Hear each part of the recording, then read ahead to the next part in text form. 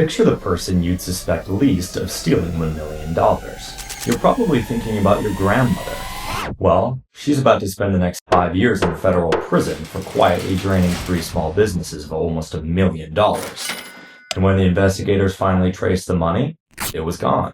She never had a chance of getting away with it. So I filmed that first part of the video yesterday, and then I edited it today. And I wanted to kind of put the rest of it on here after this portion to crowdsource feedback. The editing at the beginning, like, it obviously takes a while, especially because I'm doing it myself.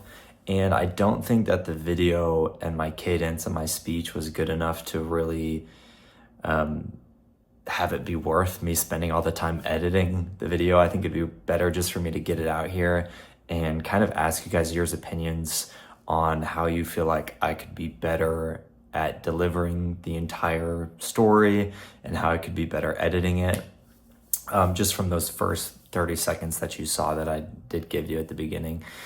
I don't know, like, what do you guys think? I'm really taking a little bit of inspiration from, like, Call Me Chris. And at first I was going to go out and get my own editor, and I started a job on Upwork with somebody, and they were just the biggest pain in the ass ever.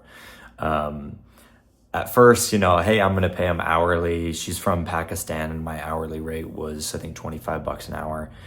And you see on Upwork the timeline of how much work they've gotten done, and it wasn't moving at all, and they were already like 3 hours into it.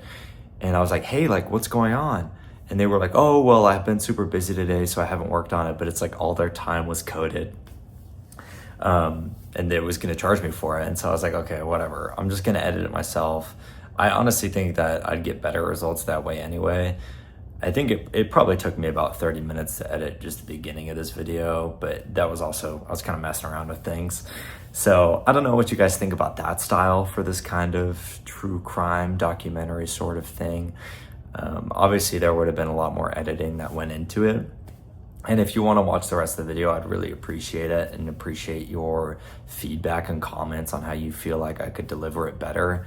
I was kind of nervous for some odd reason. I mean, I've been filming videos for so long, but I was nervous to do this new style, this new true crime. So my cadence, my delivery, it all needs to get better, especially within that genre. But it was fun to do something different. So let me know what you guys think, how I could improve visually as well as editing and my cadence and rhythm and speech and everything. Let me know. I'm not going to go in with such a firm script next time. I think that's something that I need to do better at. So thanks. Please let me know in the comments. Not because of a genius detective, but because of a trap. And it was set in 1961, decades before she even stole a cent. By the end of the video, you'll see the trap close. Let's go. Topton, North Carolina. You've probably never heard of it, and join the club. It's a dot in the Smoky Mountains, just west of Asheville. The kind of town where everybody knows everybody, and your reputation is your resume. Geraldine Geldner's reputation was spotless. She was a bookkeeper, not for one company, but for 3. 3 separate small businesses each handed her the job that most business owners hate more than anything: paying the bills, running payroll, and filing taxes. Stop and think about what this actually means. She decided which bills got paid. She moved the money. She kept the records of where the money went. And she filed the tax returns. One person, all of it, times 3. I get it though. If you own a business, the books are the one thing you're most excited to hand off to somebody. You didn't start a company because you love reconciling bank accounts. So you find your Geraldine, you hand her over the keys, and you just stop thinking about it. 3 owners did exactly that, and trust was the entire security system. In 2019, Geraldine started wiring money out of the company's bank accounts. Not to vendors, not to payroll, but to herself. Just the business account straight into her own personal account. Here's how she did it without getting caught. She invented fake vendors. She added them to the books, and every time she wired herself, say, 10 grand, the ledger said it went to one of these made-up suppliers. Now put yourself in the owner's shoes. You quickly take 20 minutes to skim the report that your bookkeeper made for you. There's a supplier payment for $8,400. Quick, do you recognize the vendor? Do you know every single vendor that your business pays? Would a fake one jump out at you? The answer is, for most business owners, probably not. Boring became Geraldine's perfect camouflage for her theft. And if the numbers ever didn't line up, no problem. She made the numbers. She ran the accounts. She could just switch them. So that's what she did. She would change the numbers. She kept the ledger, and the thief and the record keeper were the same person. So the records always agreed with the theft. The only person that could have possibly caught her was herself. Steal $1 million from one small company and somebody notices the crater pretty quickly. But spread it across 3, each owner just sees margins getting a little thinner. Costs creeping up and maybe a little bit of a rough year. 5 years of that and you get a total of $975,670.94. So what did Geraldine Geldner do with all this money after all? Here's where I show you where she bought. When investigators traced the money, there was no mansion, there were no sports cars, there was nothing to seize and sell. Geraldine had gambled the entirety of her theft. Casinos, that's where much of the million went. According to the court records, nearly all of the million went to casinos. 5 years of stealing from 3 small businesses, real companies, real payrolls, fed straight into casino floors. This means that the money wasn't hidden, but it was vaporized. She stole it, and then the house took it from her. Everyone lost except the casino. And gambling with stolen money has this horrible logic to it as well. Losing doesn't stop you. Why would it? It's not your money. You know exactly where it lives, and you can get more because you have the password. But here's the thing. The gambling isn't how she got caught. Nobody at the casino called the FBI. But think about this. If you steal money, do you owe taxes on it? Yes. Legally, unambiguously, yes.